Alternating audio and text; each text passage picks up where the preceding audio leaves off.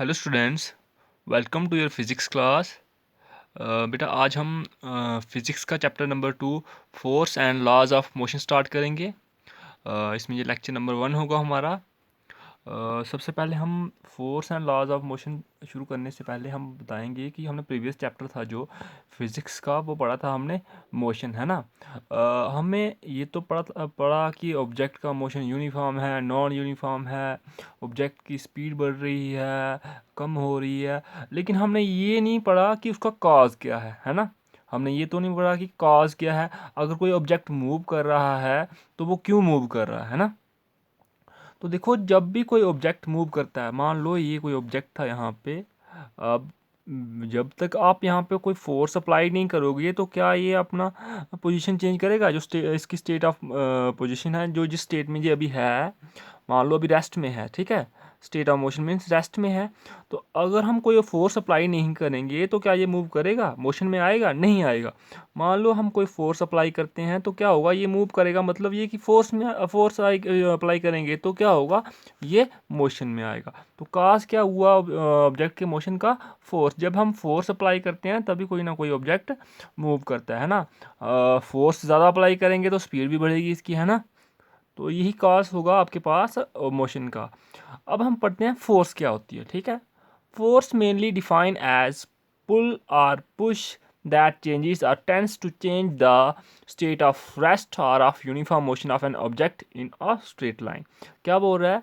कोई भी हम डिफाइन कर सकते हैं फोर्स को पुश या पुल में। मीन्स हम मान सकते हैं पुश या पुल, जिसकी वजह से क्या होगा, जो ऑब्जेक्ट जो ऑब्जेक्ट होगा उसकी स्टेट ऑफ रेस्ट या यूनिफॉर्म मोशन में ये चेंज लाएगा, ठीक है।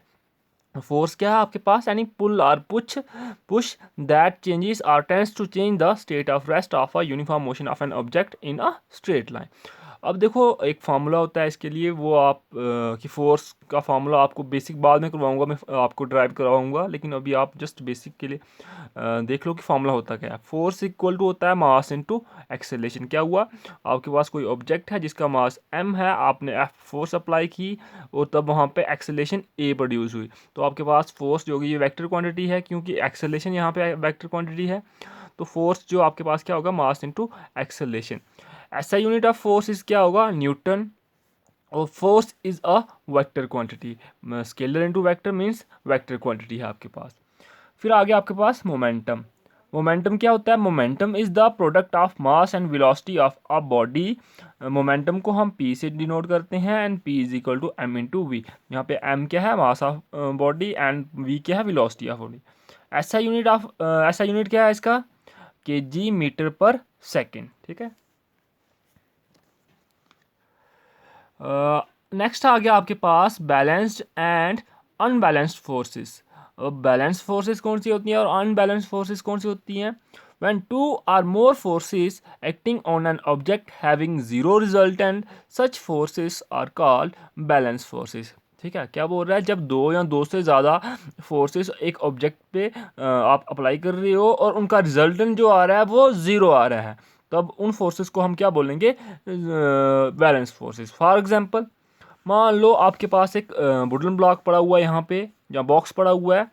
आप इस पे एक यहाँ से इस तरफ से फोर्स अप्लाई कर रहे हो F1, और यहाँ से अप्लाई कर रहे हो F2।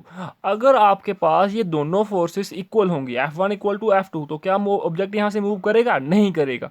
तो तब क्या हुआ, आपकी F1 जो है और F2 है, ये आपके पास एक दूसरे को कैंसिल आउट कर रहे हैं, और आपके पास जो रिजल्टेंट फोर्स बच रही है वो ज़ीरो है। तो इस वजह से क्या होगा, ये ऑब्जेक्ट यहीं पे रहेगा, ये मूव नहीं करेगा।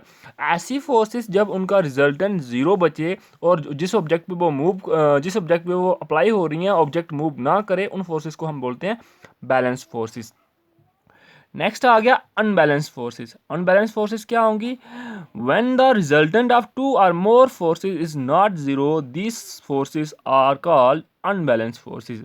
क्या हुआ, जब आपके पास दो या दो से ज़्यादा फोर्सेस आप किसी ऑब्जेक्ट पे अप्लाई कर रहे हो और उनका रिजल्टेंट ज़ीरो ना हो, तो तब उन फोर्सेस को हम क्या बोलते हैं, अनबैलेंस फोर्सेस। एग्जाम्पल देख लो, यहाँ पे मान लो आपके पास एक बॉक्स पड़ा हुआ है, यहाँ से आप फोर्स F1 अप्लाई कर रहे हो और यहाँ से आप फोर्स F2 अप्लाई कर रहे हो, ठीक है। F1 एंड F2 अप्लाई कर रहे हो। अगर इन दोनों का रिजल्टेंट इक्वल मीन्स एक दूसरे को ये कैंसिल आउट नहीं कर पा रही है पूरा, कब होगा ऐसा? अगर मान लो आपके पास F1 फोर्स जो होगी वो ज़्यादा होगी F2 से, तो क्या होगा? ऑब्जेक्ट जो होगा वो मूव करेगा इस तरफ। क्यों? क्योंकि जो F1 है, मान लो आपके पास F1 बड़ा है ना F2 से, तो क्या हुआ, जो F1 होगा वो F2 को कैंसिल आउट कर लेगा, और जो फोर्स बच गई उसके बाद वो फोर्स क्या करेगी, जो रिजल्टेंट फोर्स बचेगी वो इस ऑब्जेक्ट को मूव करेगी आगे की तरफ। ठीक है। अगर F2 बड़ा होगा F1 से, मींस F2 फोर्स जो है उसका मैग्नीट्यूड बड़ा होगा F1 से, तो क्या होगा, ऑब्जेक्ट इस तरफ मूव करेगा। ठीक है। क्यों? क्योंकि F2 क्या करेगा, F1 को कैंसिल आउट करेगा, और जो फोर्स रिजल्टेंट फोर्स बचेगी वो इस ऑब्जेक्ट को इस तरफ मूव करेगी। तो यही होगा आपके पास balance and unbalance forces. Thank you.